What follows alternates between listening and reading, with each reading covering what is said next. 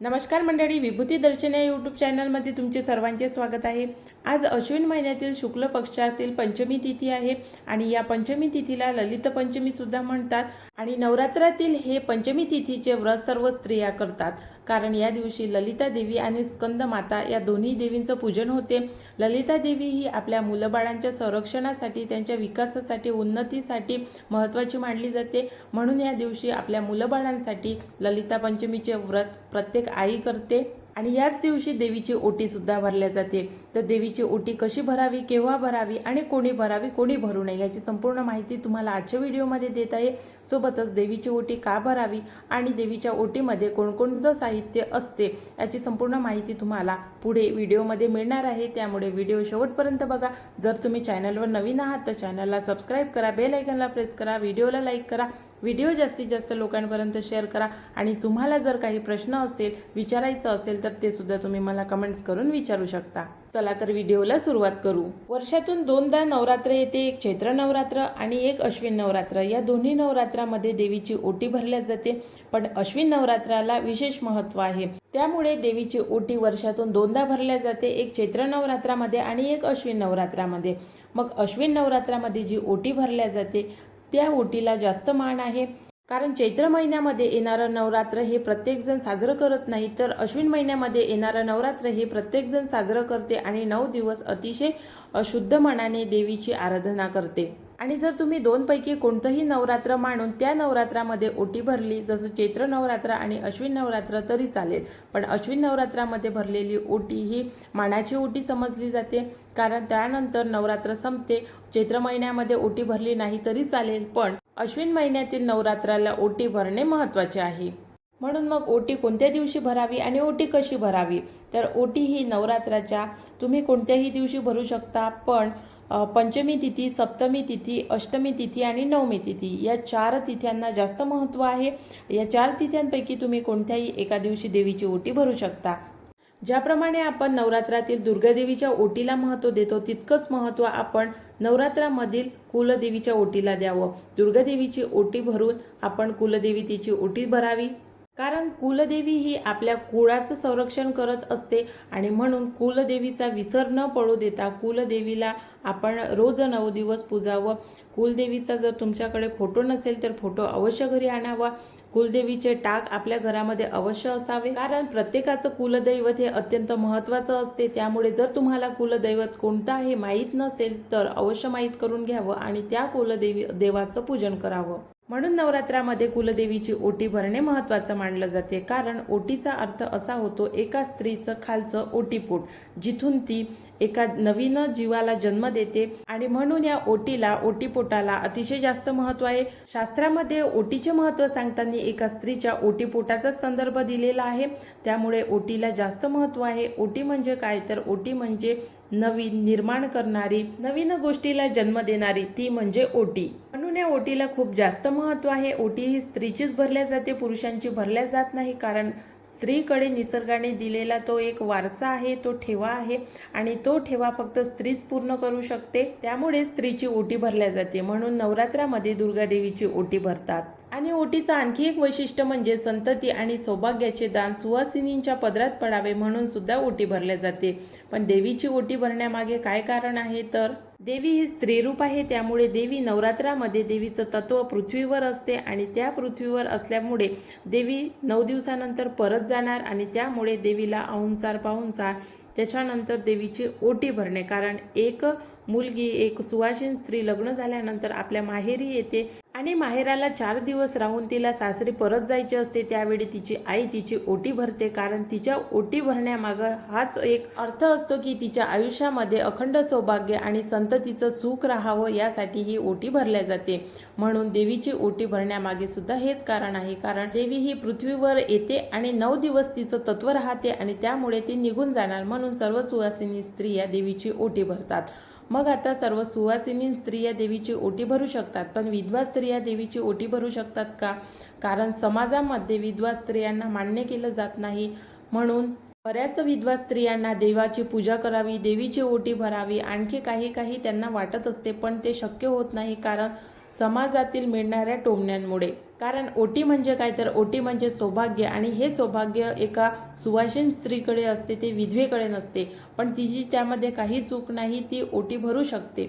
देवीची ओटी तुम्ही भरू शकता, कारण देवाच्या पलीकडे कोणीही नाही. त्यामुळे आपली जे मनातील इच्छा आहे ते आपण इतर कोणाजवळ सांगू शकत नाही. फक्त आपली इच्छा पूर्ण करणारा कोण आहे, तर परमेश्वर आहे, देवी आहे. त्यामुळं तुम्ही देवीची ओटी भरू शकता. सुवासिनींची ओटी भरली नाही तरी चालेल, पण तुम्ही देवाची ओटी भरावी. आता कोणाला हे योग्य वाटणार नाही किंवा योग्य वाटेल, पण याच्यामागे एक कारण आहे. जर एखाद्या घरामध्ये विधवा स्त्री आहे आणि मुलगा आहे, त्या स्त्रीला मुलगी नाही आहे आणि तिला कुलदेवीचं पूजन करायचं आहे, तर मग ओटी घरातील कोणती व्यक्ती भरणार, तर त्या स्त्रीलाच घरातली सर्व जबाबदारी पार पाडावी लागते. मग ते देवाची पूजा असो की कोणतंही मोठं काम असो.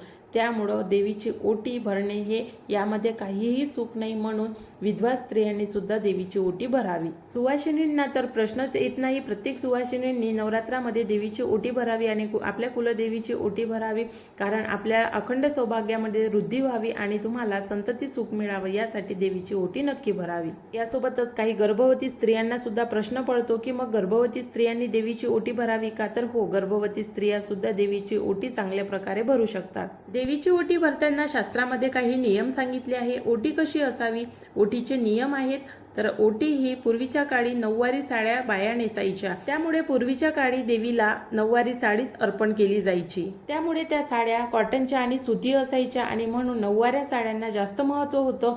पण आज नऊवाऱ्या साड्या कमी झालेल्या आहे आणि सहावाऱ्या साड्या महिला जास्त घालतात. त्यामुळे देवीला सहावारी साडी किंवा मग तुमच्या इच्छेनुसार तुम्ही नऊवारी साडीसुद्धा ओटीमध्ये देऊ शकता.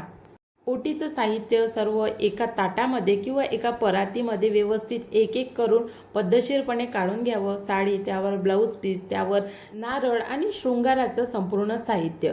सोबतच 11 रुपये, 21 रुपये किंवा मग 101 रुपये यापैकी तुम्ही कितीही रुपये देवीची ओटी भरताना त्या ओटीमध्ये टाकू शकता. आता यामध्ये शृंगाराचं साहित्य कोणतं कोणतं आहे, तर शृंगाराचं साहित्य तुम्ही तेल, पावडर, कंगवा, नेल पेंट, लिपस्टिक, भांग टिक्का, मेहंदी, काळ्या मण्यांचा सर किंवा पोत, हिरव्या बांगड्या, तसेच टिकली, नथ, हे संपूर्ण जे साहित्य आहे हे शृंगाराचं साहित्य आहे आणि हे देवीच्या ओटीमध्ये असावं.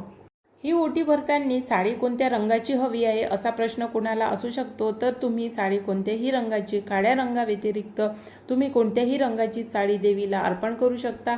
केशरी, पिवळा, हिरवा, जांभळा, लाल हे जे रंग आहे हे रंग अतिशय चांगले आहे आणि सोनेरी या रंगाच्या साड्या तुम्ही देवीला ओटीमध्ये देऊ शकता. तसेच या ओटीच्या सामानाव्यतिरिक्त आणखी देवीच्या ओटीमध्ये काय काय असते, तर हळकंड असते, देवीसाठी गजरा असतो आणि धान्याची एक मूठ असते. त्यामध्ये तुम्ही ज्वारी, बाजरी, गहू, तुम्ही काही कोणतेही प्रकारचं धान्य ओटीमध्ये तुम्ही देऊ शकता. तसेच सुपारी, खारीक, बदाम आणि श्रीफळ. श्रीफळ हे ज्या नारळाला शेंडी असेल असं नारळ असावं.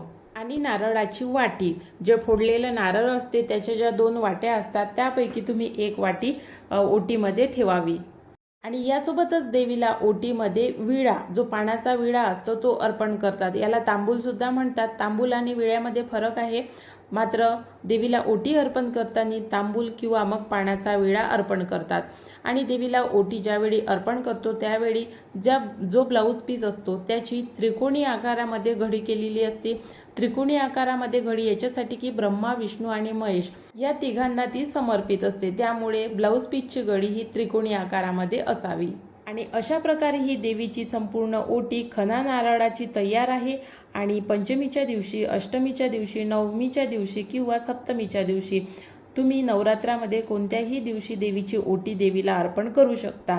मात्र त्यापैकी जे काही महत्त्वाचे दिवस आहेत ते तुम्हाला मी सांगितलेच आहे. मग देवीला ओटी कशी वाहावी, तर ही ओटी संपूर्ण एका ताटामध्ये किंवा परातीमध्ये आपण घेतलेली आहे.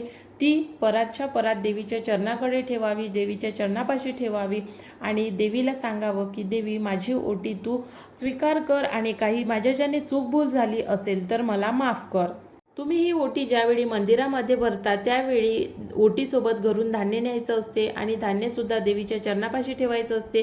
मग तेथील पुजारी लोक त्या धान्याचा उपयोग स्वयंपाकामध्ये करतात आणि जर तुम्हाला दान द्यायचं असेल तर ते धान्य त्या मंदिरामध्ये दान करून द्यावं। तर अशा प्रकारे देवीला खणा नारळाची ओटी अर्पण करायची आहे। त्यासोबतच देवीला नैवेद्य दाखवायचा असतो आणि देवीला आपल्याच्याने काही चुकाभूल झाल्या असेल तर त्या माफ करण्यासाठी विनंती करायची असते। तर आशा करते तुम्हाला व्हिडिओ आवडला असेल। व्हिडिओ कसा वाटला कमेंट्स करून अवश्य सांगा। जर तुम्ही व्हिडिओ पूर्ण बघितला असेल तर व्हिडिओला लाईक करायला अजिबात विसरू नका आणि सोबतच व्हिडिओला लाईक करून कमेंटसुद्धा करा। तुम्हाला जर काही प्रश्न असेल तर ते तुम्ही मला कमेंट्स करून विचारू शकता।